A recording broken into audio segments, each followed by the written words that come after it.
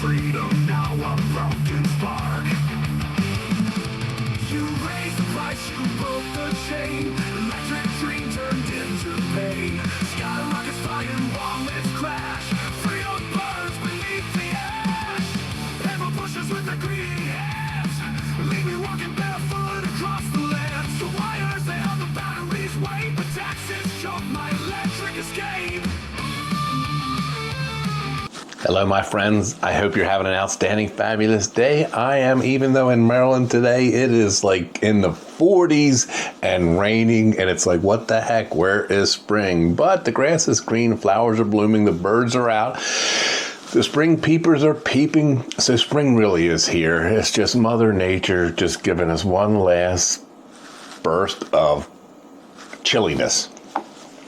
Thank you for being my friends. Thank you for being my subscribers. And if you're not, boom, smash that subscribe. Boom, smash that like, share my video, tell your friend. Today, it's Tuesday, Real Estate Tuesday. Nope, it's Legal Tuesday. And it's legal related to, well, not only e-bikes and e-trikes, really anything tariff related, but you see the helmet?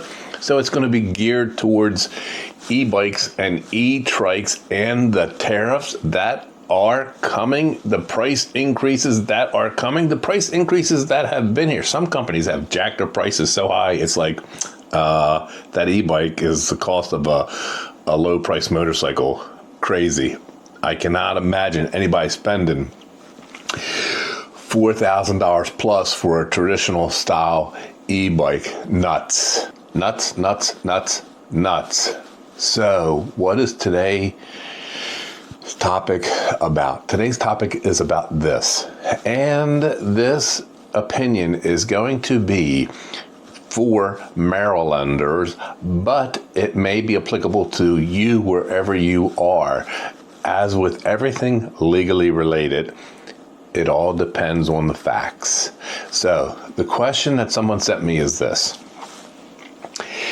they've ordered an e-bike. They've paid for that e-bike. They paid for that e-bike months ago, and that e-bike has not arrived. And now the tariffs are causing the prices to rise.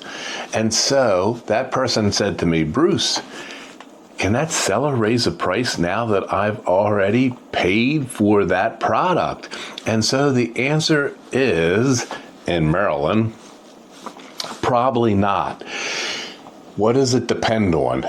The fine print. It depends on the agreement that you, the purchaser, made with the seller. If there's any language in that agreement, whether it's on the website or in the invoice or the paperwork that says, if tariffs occur and prices go up, that cost will be passed on to you. If there's anything similar to that in the language, then the seller can raise the price and make you pay the difference.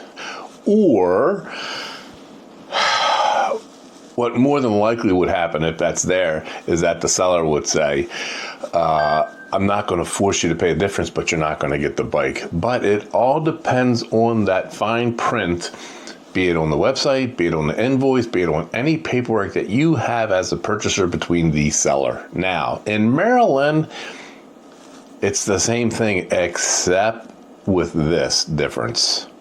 In Maryland, if you as the consumer, the purchaser, if I would buy an e-bike from whatever company and I paid for that e-bike and I have confirmation that my payment was received and it was whatever, 1 day ago, 1 month ago, 2 months ago, and the product had not arrived yet, and the seller said to me, you have to pay an extra $500 because of tariffs.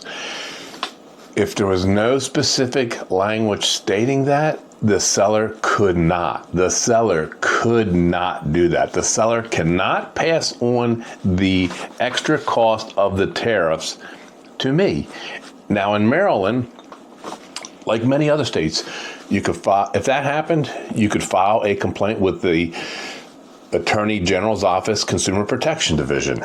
You could contact your credit card company or whatever payment provider you used and cry foul and point out that you bought XYZ bike for XYZ price, paid for it, you have a receipt, and now the seller's trying to change the price. And they probably cannot do that. And that's probably every single state in America. They probably cannot do that absent specific language allowing them to do that. What is the practical application to this, though? I bought the bike, paid XYZ. The company wants to charge me more. I say no. The company says, then we are not going to send you that bike. We're just going to give you your money back. I cry foul.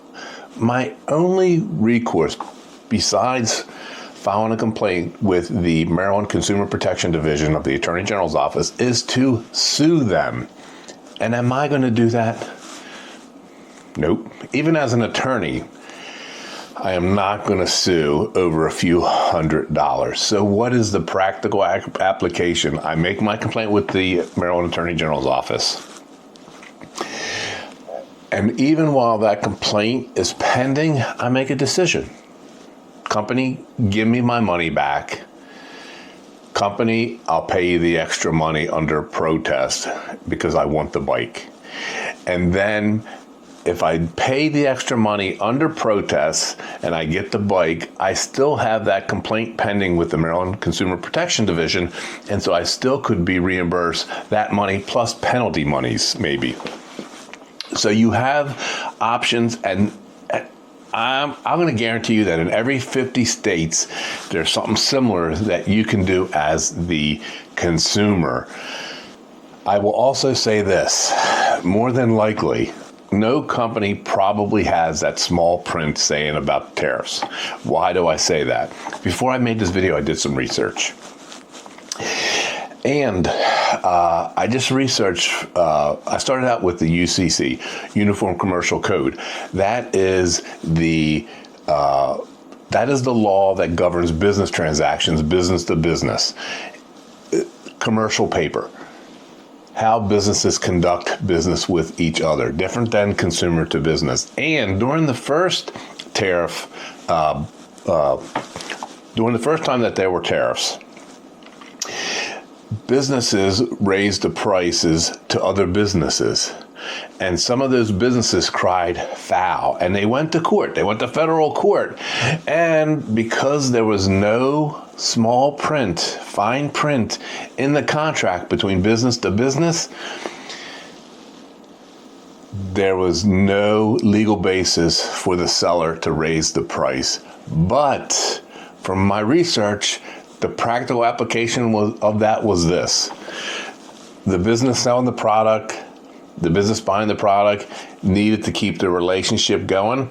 And so the business that was buying the product just paid the tariff and ate the money and went along with it because the cost of litigation was not worth the battle over the extra tariff cost. But even in the commercial world, unless there's small print in the contract, the seller of that product cannot raise the price because of the tariffs. And I also read that some sellers during the first tariff round was using the concept of force majeure. That did not apply, and that would never apply to business to consumer relationship. What is force majeure? Force majeure means that something happened that prohibits the contract from being completed the way it was intended. And tariffs are what the law considers a foreseeable business expense. So it would not fall under the concept of force majeure. And when it comes to a consumer, a business could never use that. The business would never be able to say, hey, I didn't know about the tariffs. So the business could never use that concept against a consumer because a business can't even use it against another business. What is the bottom line? The bottom line is this. if you've paid for that bike and you have a receipt that you paid for that bike or trike or whatever, the seller probably cannot charge you the tariff money. Now, here's a deviation from that fact pattern. You ordered the bike, but you have not paid for the bike. Maybe you just put a deposit down. You don't have a consummated transaction. The seller probably can say the new price is blah, blah, blah. But that doesn't happen very often, because most of the time the seller, the bike companies, need that money. They need your money to buy the product. And so most of the time you have not done just the deposit. You've paid for that bike in full months ahead of time. That is the most common scenario, and that's what is going to be most prominent, most common with these new tariffs. All right, my friends, I hope you got something out of it. I hope you found it enjoyable. And if you have any questions, drop them in the comments. You can email me as well. People message me from all over the country as well. You can do whatever. I don't care. Whatever method you want to contact me, go ahead and I will answer. Thank you for being my friends. Thank you for being my subscriber. And if you're not, boom, smash that subscribe. Boom, smash that like, share my video, tell your friend, and like my video. Until next time, I love you all. See ya!